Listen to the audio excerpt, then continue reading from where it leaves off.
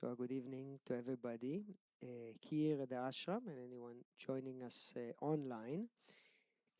Today we completed the first day of the Yoga Teachers Training course, and we hope the students had a good first day.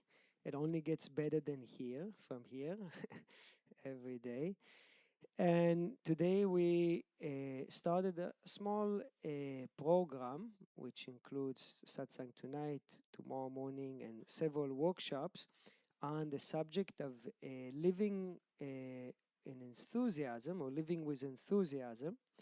And we mentioned today in the workshop that this subject of living with enthusiasm really is one of the principles of leading what we call a divine life or a spiritual life. The word itself, enthusiasm, comes from the ancient Greek of being in theos or in God. So to be enthusiastic really means to be filled with spirit, to be filled with divine purpose, with awareness of the divine. And that is what the yogic sadhana is ultimately unfolding for us, to become more and more conscious of our life's purpose, to become more aware of how fortunate we are to be alive and how much good we can do with our life. And then the life naturally becomes a very enthusiastic life. You know, many times people, we live our life with a feeling of despair, with a feeling of being a bit lost, not sure what we're supposed to do, what it's all about. And sometimes we feel even bored, and there is this common term of, I'm just trying to kill some time. Yogis are saying no such thing as killing time, and no such thing as boredom, because when we are growing on the yogic path, everything becomes exciting in a sense, meaning everything becomes full of wonder. Everything becomes a great possibility or a great potential. And really, as we mentioned today in the workshop, that the essence of being inspired and enthusiastic is based on our ability to recognize the value. The more that our mind is able to associate value with something, naturally the mind becomes excited or inspired about it. Usually we're inspired when our soccer team wins the match. But if the team doesn't win, not much inspiration is there. But the yogis are actually teaching us how, through certain mental cultivation, enthusiasm and inspiration will be our inherent trait. It will be something that is very natural for us to be. Not just on the weekends, not just on vacation, but even when we go to work in the beginning of the week, there is a feeling of purpose. There is a feeling of meaning. And then we are very enthusiastic about life. So today in the workshop, we introduce one of the primary yogic tools to unfold the inherent zeal for life, and this is the practice of gratitude. As we explained, that the practice of gratitude is a primary practice on the spiritual path, primarily for that purpose, to be able to recognize the fact, to recognize the blessings that are ever present in our life. And we introduce that the practice of gratitude can be done when we wake up in the morning, before we go to sleep, when we eat, when we practice chanting or practice yoga or practice meditation. These are all phenomenal gifts. And to not see how valuable these moments of our life are is really being completely asleep. Not to recognize the fact of having an opportunity to chant, how meaningful, how valuable it is like being really half asleep. So when we are practicing gratitude, we are becoming more and more alert to the very fact that God is here, that God is now, and that we are ever inspired from within.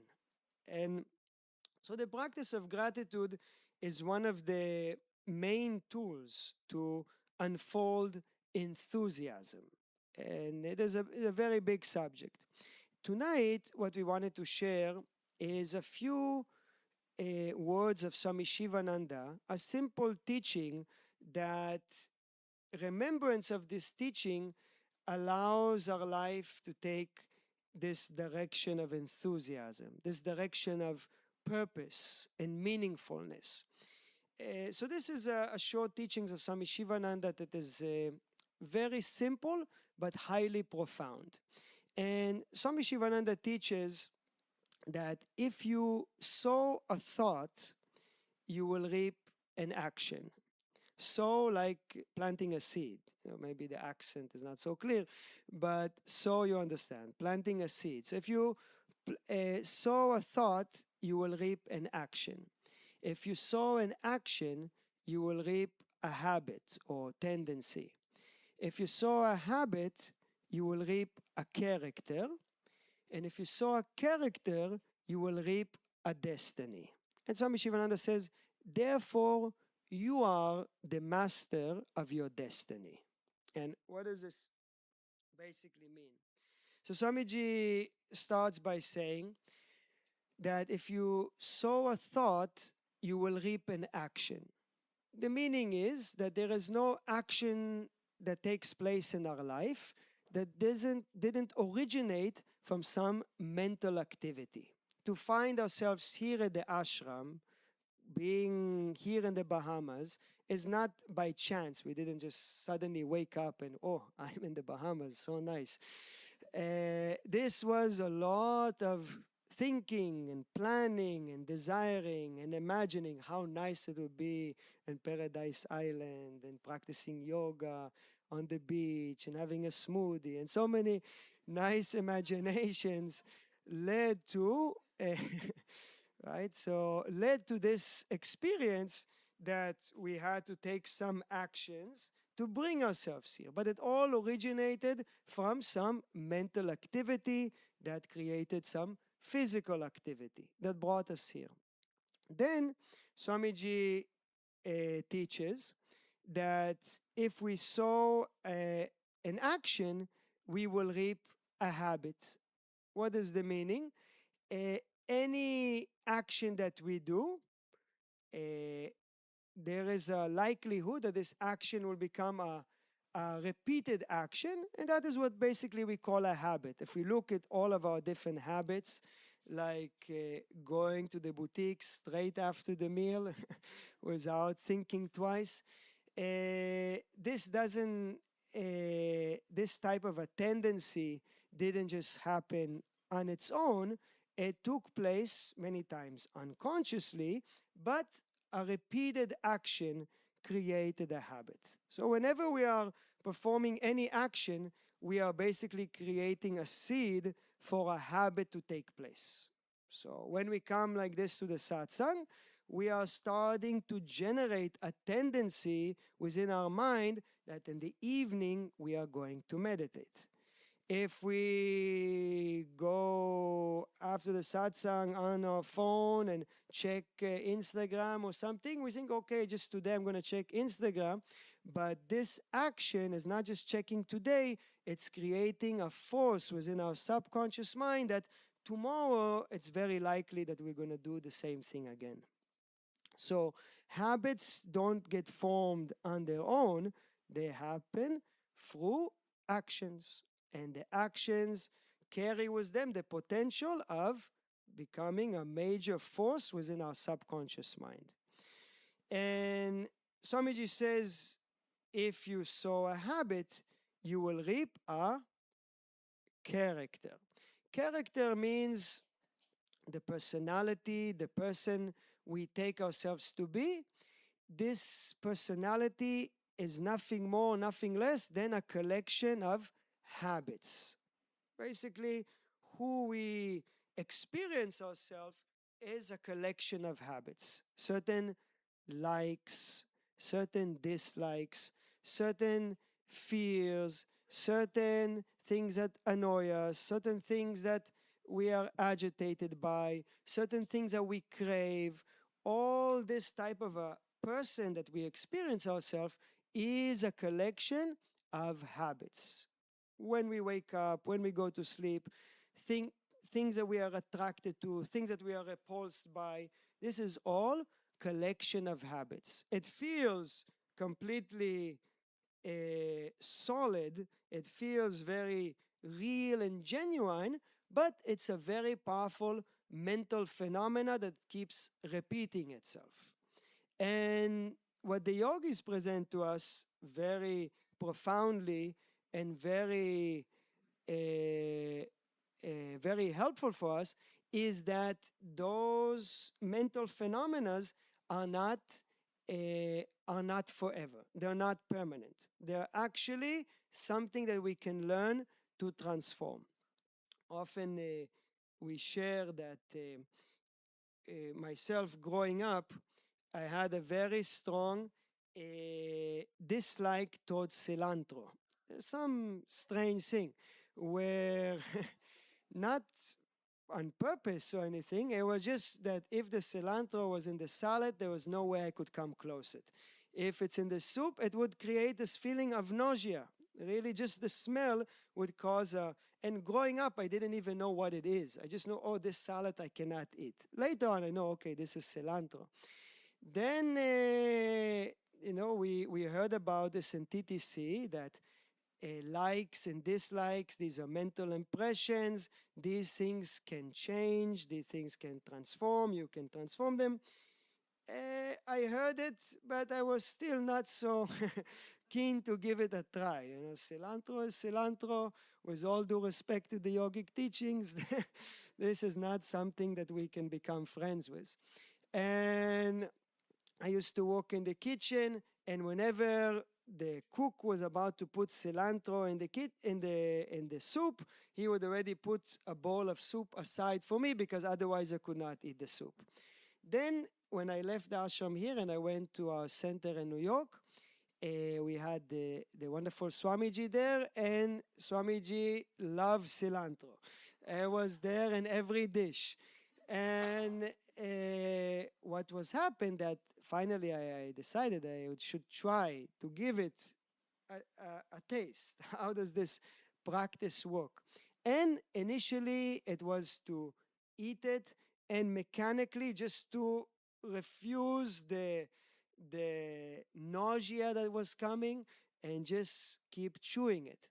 After a little while, suddenly I just felt bland, and a few days later, I was rejoicing and just eating cilantro like that. Truly speaking, the Swami there, he used to force us to make a whole bowl of just cilantro. And we would eat it with a lot of joy. We went into cilantro samadhi. This was so it was a great lesson because the yogis are teaching us that actually we can learn to look at the mental patterns, learn to acknowledge the certain limitations in our mind. Now, not liking cilantro is not an issue. That's not really the point. There is much more complex, and if we like or dislike cilantro, it has no meaning in our relationship to the divine. But certain fears, certain egoic phenomena, that is a major obstacle. And those things can be transformed in the same way. It takes more work, but the mental phenomena can be transformed for the better. So then Swamiji says, if you sow a character, you will reap a destiny. So Swamiji is explaining that according to our personality, according to our character, naturally that will determine the type of destiny. If we are very generous, it will lead to a certain destiny. If we are very irritable, it will lead to a certain destiny. If we are very fearful, naturally it's a totally different destiny than if we are very courageous and very confident. Totally different destiny. So Master says in the end, therefore you are the master of your destiny. So to recognize that the direction in our life is completely dependent on how we are guiding our mind. Now, many times when people hear these teachings, there is a notion like, in more modern teachers, a little bit more new age teaching, there is a lot of emphasis on the capacity for a manifestation, for using the thought power to manifest a house in the Bahamas, to manifest an orange Lamborghini, to manifest, everybody wants different things. But this is not really what the destiny that Swami Sivananda is talking about. Really, what Swami Sivananda is teaching here is the one supreme destiny that is really the ultimate goal that every soul is yearning for, and this is the unconditional happiness. Because yes, we can use our thought power to manipulate life in a certain way, but that is not going to give the real satisfaction that we're looking for. It doesn't matter what kind of house and what kind of career and what kind of relationship. Still, if the thought power is just used in that direction, it will not resolve the feeling of lack within one's heart. It will not resolve the feeling of emptiness within one's heart. It doesn't matter what externally one can manifest. The real destiny is the destiny of fulfillment, the destiny of perfection, the destiny of knowing who we are. And that is a process that we will be successful by properly guiding our life, which means by properly guiding our actions, and what it means by properly guiding our thoughts. The thoughts which are properly navigated and cultivated will lead us to that supreme destiny of real fulfillment of knowing our divine nature. And that is the destiny that the yogis are teaching us about, to become awake to that destiny. So when we keep these teachings in our mind, this becomes a great source of enthusiasm, because we understand that moment by moment, it's up to us. How do we utilize our moment? Every moment is a seed of possibility to move closer towards that destiny. So when we remember that destiny and we remember the relationship between that destiny in this very moment, then we are inspired. Then we are enthusiastic, because we know the great power that lies within this moment. The power of navigating our mind and navigating our life towards that right direction. And that power doesn't go away when we leave the ashram. It doesn't go away when we are not doing TTC. It is there wherever we are engaged in life. Every moment has a possibility of coming closer to the divine. And if that is kept alive in our mind, enthusiasm is the natural state. We are enthusiastic about our work. We are enthusiastic about our relationships. We are enthusiastic about the day, because we can see how this day is a day of coming closer to the divine. Then enthusiasm is absolutely our state. But when we forget the connection between this moment and the supreme destiny, then we feel empty. Then we feel bored. Then we feel disconnected from life.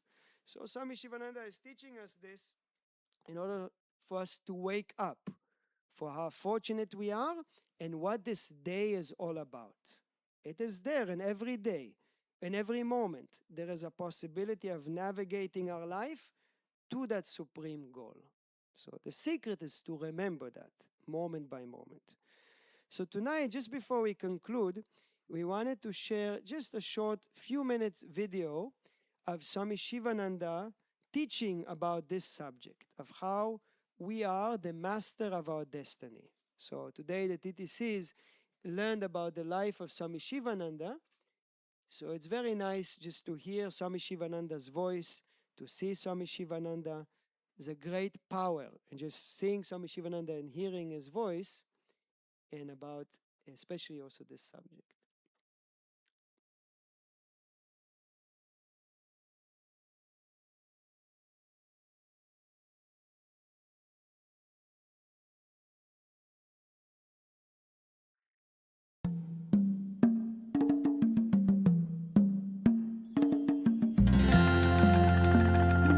You are the master of your destiny.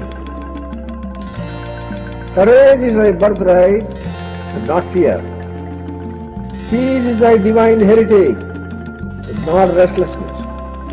Immortality is thy birthright, but not mortality. Strength, but not weakness. Health, but not disease. Bliss, but not sorrow. Knowledge, but not ignorance. Pain, sorrow, and ignorance are illusory. These cannot live. Bliss, joy, and knowledge are true, they cannot die. You are the architect of your own fate. You are the master of your own destiny. You can do and undo things. You sow an action and reap a tendency. You sow a tendency and reap a habit. You sow a habit and reap your character. You sow your character and reap your destiny. Therefore, destiny is your own creation. You can undo it if you like.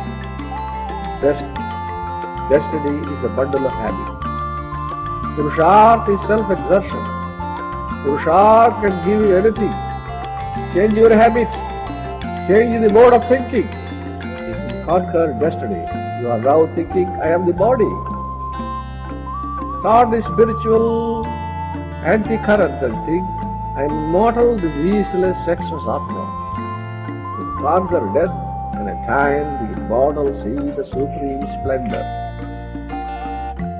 By virtuous deeds and right thoughts, you can disarm destiny. You have free will to act. By self-exertion, Ratnakar became Valmiki. By self-exertion, Markandeya conquered death. By self-exertion, alone did Udvalaka attain lyrical samadhi, highest realization. By self-exertion, Savitri brought back her husband Satyavan to life. Therefore, apply yourself tenaciously, O praise. To Atma inquiry and meditation, be vigilant and diligent. Kill the thoughts and desires, overcome tomorrow. Evil by today's self-exertion. Destroy unholy desires, Ashubha Vasana. Through holy desires, Subha Vasana. Slay unholy thoughts by holy thoughts and gain victory over your destiny. Do not yield to fatalism. Do not become important. Stand up like a lion. Exert at a time independent Atma Swarajya. There's the magazine of power within you. There's a vast ocean of knowledge within you. All faculties are latent in you. Unfold them and become a Jivan Mukta, liberated soul. Positive overcomes the negative. This is the immutable law of nature. Purusharth, self-exertion, is a mightier power. Purusharth is the lion or the elephant. Prarabdha, destiny, is the cat or the jackal. God helps those who help themselves. Vasishtha asked Rama to do Purusharth. Fatalism will certainly induce inertia and laziness.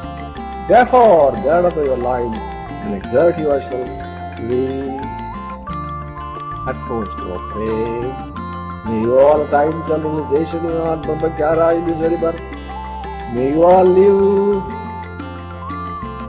immersed in the ocean of bliss and indulgent state. May you shine as liberated sages. Oh.